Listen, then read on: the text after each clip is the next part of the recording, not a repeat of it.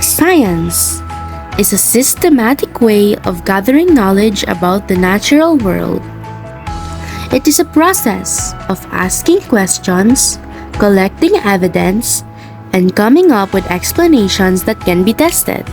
But for me, science is what excites me and my passion to learn.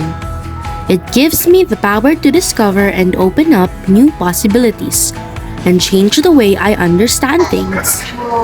It is fun because of the never-ending journey to discovery. There's always more to learn, and every discovery can be awe-inspiring. Hello everyone! My name is Raven Alice Edin Infante, a grade 6 student from the University of Perpetual Help, Molino Campus.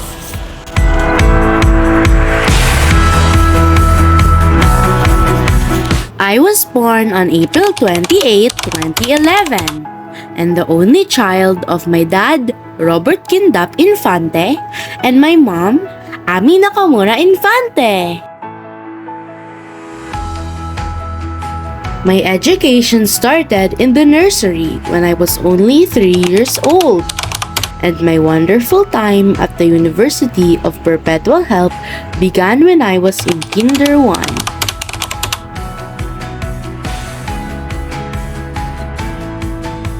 Since then, I have held a variety of leadership positions in the class. Currently, I am elected President of the Junior Student Government Council and, at the same time, serve as President of the Science Club for this academic year.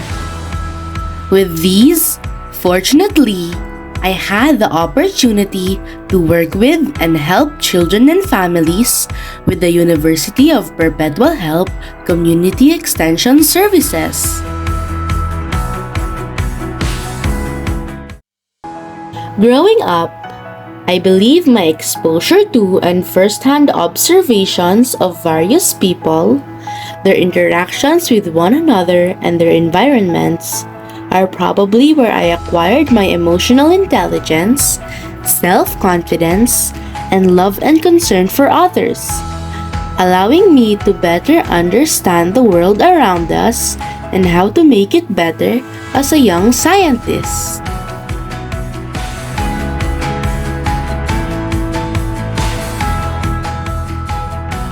Alongside my academic life, I am also busy engaging in my hobbies.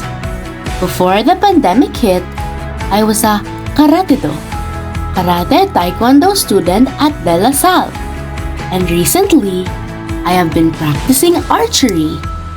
I find it a challenging and rewarding sport, combining physical strength and mental focus with coordination.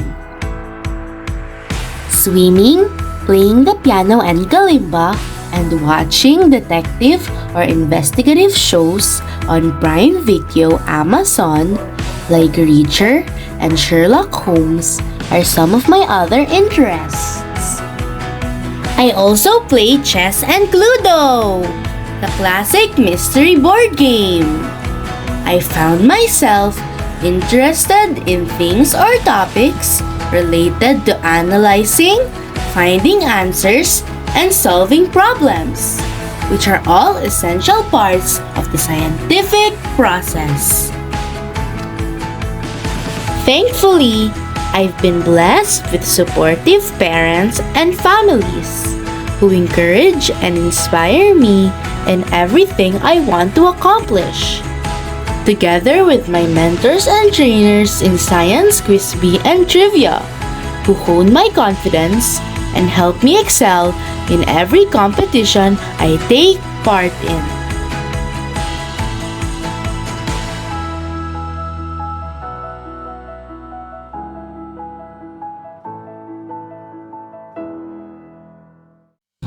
In my early education, I began receiving many honors and recognitions.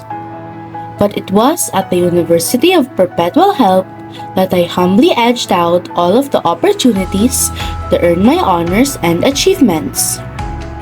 This demonstrated that Regardless of how big or small my endeavors are, I put my full effort, persistence, and creativity, which enables me to overcome obstacles, persist in the face of setbacks, and effectively apply what I have learned into them.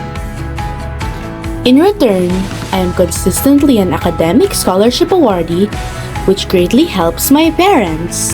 I consider myself fortunate to have received all of these numerous accolades, as well as many others, from my extracurricular activities, both within and outside of school, which enabled me to exhibit and develop my talents and skills in any field I will decide on, most notably to succeed in my chosen career as a scientist.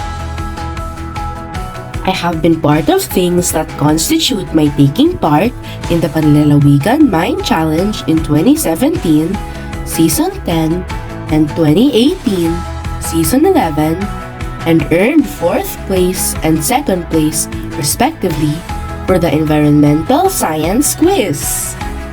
The highlight of my achievements came when I began competing in the ASMEPS. In 2017 as 2nd place in Science Trivia. In 2018 as 4th place in Science Trivia and 5th place in Science Quiz. Also the same year when I won 4th place in Science Trivia of the National Battle of Math and Science Champions Year 4. In 2019 as 2nd place in Science Trivia and 7th place in Science Quiz. That year, I also earned my first champion in Science Quiz and 3rd place in Science Trivia of the National Battle of Math and Science Champions Year 5. And our champion is from the University of Perpetual Health, Molino, Raven Alice F. Infante.